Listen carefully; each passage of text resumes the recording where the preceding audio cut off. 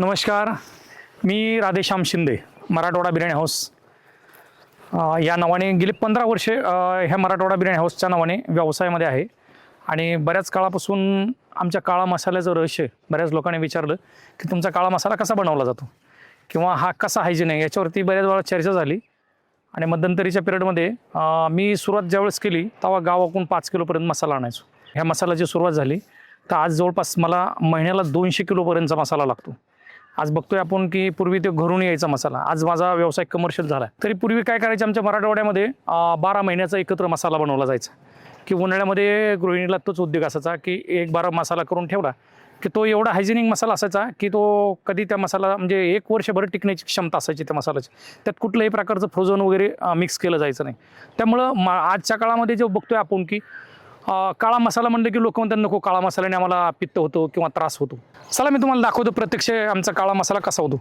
चला सुरुवात करतो आपण की आमच्याकडे ही मिरची जी वापरली जाते सर, ही मिरची याला ज्वाला नावाची मिरची की सर्वात तिखट असा प्रकार हा, याला कोणी लवंगी मिरची वगैरे म्हणतात. तर ही मिरची आम्ही आमच्या बीड जिल्ह्यातून घेऊन येतो.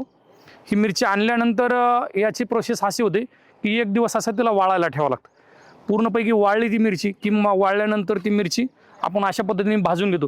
ह्या नदीच्या कडेला येऊन भाजण्याचं कारण असं आहे की आपण हे एखाद्या घरात भाजू शकत नाही. ही जर भाजली तर याचा अर्धा किलोमीटरपर्यंत ठसका जातो. चला मी तुम्हाला दाखवतो की ही मिरची कशा पद्धतीने भाजली जाते. या इकडे तुम्हाला दाखवतो. ही मिरची ज्यावेळेस भाजली जाते चुलीवरती किंवा आपण गॅसवर टाकतोय, टाकरे बाळा मिरची, याचा एवढा तीव्र झटका येतो, ह्या ठसक्यात माणूस थांबवू शकत नाही. त्यामुळं नाक बांधून हे करावं लागतं. चला तुम्हाला मी झालेली भाजलेली मिरची कशी भाजली ते दाखवतो, कशी काळी करावं लागते मिरची. ती बघा, आता आपण तिथून ही मिरची भाजलेली, ही जवळपास 200 किलोची मिरची आहे. आता ही साधारण 1 महिनाभरापर्यंत आम्हाला हा मसाला जातो. ह्या मिरचीबरोबर जे काही बाकीचे सिक्रेट मसाले आहेत जे आपण ह्या मसाल्यामध्ये वापरतो, चला मी तुम्हाला दाखवतो, त्याचा परिचय करून देतो. या आज आपण बघतोय की ज्या 200 किलो मिरचीसाठी जो आपण मसाला वापरतोय मध्ये, तो प्रत्यक्ष मसाला मी तुम्हाला तुमच्या समोर दाखवतोय. तसा हा इथं माझ्याकडे क्वांटिटीमध्ये कमी आहे, तो बाकीचा मसाला तिकडे ठेवला आहे. पण मी सगळ्या मसाल्याबद्दलचे तुम्हाला नाव आणि त्याचा परिचय करून देतो. ही माझ्याजवळ हातात आहे जी लवंग आहे, ही कुठल्याही प्रकारचं ह्याचा ऑइल काढलेलं नाही, ही लवंग आहे. त्याच्यानंतर जो मसाल्यामध्ये तिखटपणा आणायचा ती ही काळी मिरी, त्या काळी मिरीबरोबर इथं बघा माझ्या बाजूला आहे माझ्याकडे ही मसाला विलायची. बरेचशा मंडळीला मसाल्याच्या पदार्थात कुठले कुठले पदार्थ वापरले जातात माहीत नाही, ते तुम्हाला मी दाखवतो सगळं. त्याच्याबरोबर हा इथं बघा माझ्यासमोर नाकेसर आहे, हा नाकेसर आहे. त्याच्यानंतर इथं तुम्हाला ही महागडी, काही जणाला हा मसाला तो वापरतोय माहीत नाही, याला जावित्री असे म्हणतात. आणि हे सगळ्या मसाल्याची तीव्रता कमी करण्यासाठी ज्यावेळेस पुरणपोळीचा स्वयंपाक करतात तर त्या पुरणपोळीमध्ये जायफळ वापरलं जातं. त्याचं कारण असं की त्या जायफळामुळे ह्या सगळ्या मसाल्याची जी तीव्रता आहे ती कमी करायचं काम करतं, त्यामुळे पित्त वगैरे होत नाही. आता अलीकडच्या काळामध्ये बघतोय की आपण रेडीमेड मसाले आणतो आणि रेडीमेड मसाले आणून ते रेडीमेड मसाले टिकण्यासाठी ज्या पद्धतीने त्याच्यावर ट्रीटमेंट केली जाते ती एक प्रकारचं फ्रोझन मसाले बनवले जातात. म्हणून त्या फ्रोझन मसाल्यापासून बऱ्यापैकी लोकांना त्रास होतो. म्हणून लोक म्हणतात नाही नाही, काळा मसाला नसला तर आम्ही नाही खाणार. आणि त्या काळा मसाल्यामुळं कुठल्याही प्रकारचं माणसाला शारीरिक म्हणजे बाधा होत नाही. किंवा हे जे मसाले पदार्थ आहे हे बऱ्यापैकी आयुर्वेदिकमध्ये सुद्धा वापरले जातात. त्याच्या बघा, त्याच्यात इथं मी ही सुंठ एक वापरतो, दाखवतो तुम्हाला. ही सुंठ आहे याच्यात. आता ही सुंठ मी माझे हॉटेलवरले जेवढे मसाले आहेत ना, स्वतः जातीने जाऊन ते निवडून आणणं, चांगल्या दर्जाचे मसाले एकत्र करणं आणि त्या मसाल्यापासून जो मसाला बनवला जातो. बऱ्याच बाया मंडळीचं माझ्याकडं हे होतं की तुम्ही तुमचा मसाला कसा तयार केला जातो किंवा आम्हाला तो सांगा. आता तो सांगण्याचा विषय नाही, पण आज मी तुम्हाला दाखवतोय. मला दाखवण्यामागे एकच प्रामाणिकपणा की ह्या दर्जाचा मसाला आपण इथं तयार करतो. त्याच्यामध्ये ती लवंगी मिरची असेल, हा बघा तुम्हाला इथं दिसन. बिर्याणीमधला सगळ्यातला मोठा सिक्रेट जर असेल तर हे शाही जिरा.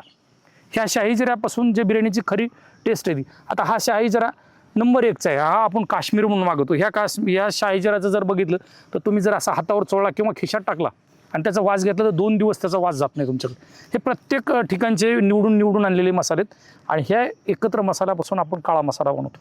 आतापर्यंत आपण बघितलं की ती लाल मिरची आपण भाजली, त्या मिरचीबरोबर हे जे आपण निवडक मसाले इथं आणलेले आहेत, आता हे प्रत्येक मसाला आपल्याला ते भाजून घ्यायचं आहे. ते पूर्ण भाजल्यानंतर एकत्र केलं जातं.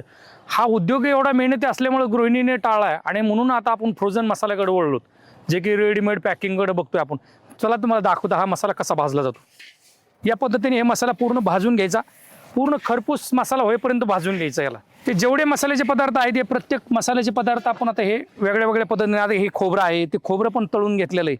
त्याच्याबरोबर ही इलायची आहे किंवा सुंठ आहे, माझ्या हातात हे जायफळ आहे. हे प्रत्येक आयटम आता आपलं भाजून घ्यायचं आहे आणि भाजल्यानंतर हे सगळे एकत्र करून आपण त्या डंका कांडप यंत्रावरती नेऊन हे मसाले सगळे आपण हे करतो. आणि हे निवडक मसाले याच्यातलं एक वैशिष्ट्य तुम्हाला सांगतो की हे आपल्याकडं लवंग आहे.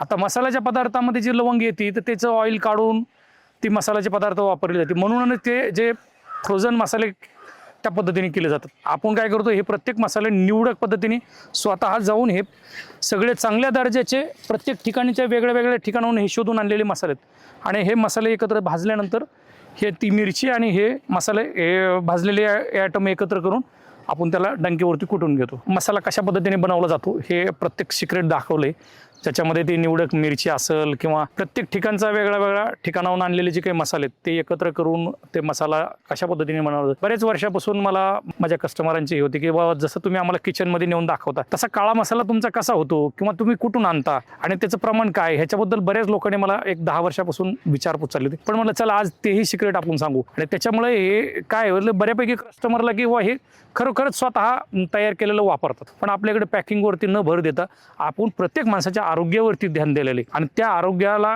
बाधणार नाही ही मसाल्याची आपण जी रेसिपी डेव्हलप केली. आज बघतोय की माझ्याकडे 365 दिवस मी स्वतः किंवा माझा ग्राहक जेवायला येतो आणि मला जेवल्यानंतर दुसऱ्या दिवशी किंवा कधी सांगतात की सर तुमच्या मसाल्यामधून कधीच त्रास होत नाही. बऱ्याच गृहिणी म्हणतात की मला तुमचा मसाला कसा आहे दाखवा किंवा आम्हाला थोडा द्यायला येईल का. मी विकत नाही मसाला, पण त्याच्यावरती फार मेहनत आहे आणि त्या मेहनतीचं हे श्रेय आज बघतोय की माझे वाकडमधून मराठवाडा बिर्याणी हाऊसपासून ते भूमकर चौकातल्या रूट टेरेस रेस्टॉरंटपर्यंत आज मला महिन्याला 200 किलो मसाला लागतो. सुरुवात जी केली होती ती मी 5 किलोपासून केली होती. तिथपर्यंत हे माझ्या व्यवसायातलं पारदर्शकपणा, व्यवसायातल्या चांगल्या गुणवत्तेचा मसाला, त्यामुळे मी तिथपर्यंत गेलो. बऱ्यापैकी बघतोय आपण की मसाल्याचे पदार्थ आपण 1 किलोचा रेट जर बघितला तर ते 1 किलोच्या रेटच्या 3 पट मला किंमत मोजावं लागते. कारण त्या निवडक पदार्थ आपण तिथं जे लवंग असन, शहाजिरा असन, माझा शहाजिरा तुम्हाला माहित नाही, माझा काश्मीरहून शहाजिरा मागवतो. त्या काश्मीरहून येणाऱ्या शहाजिराचा तो 1 नंबरची क्वालिटीच येतो.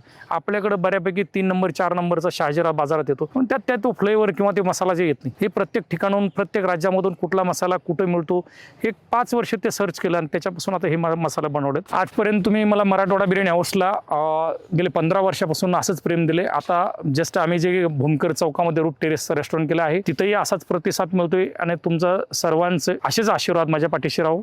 धन्यवाद.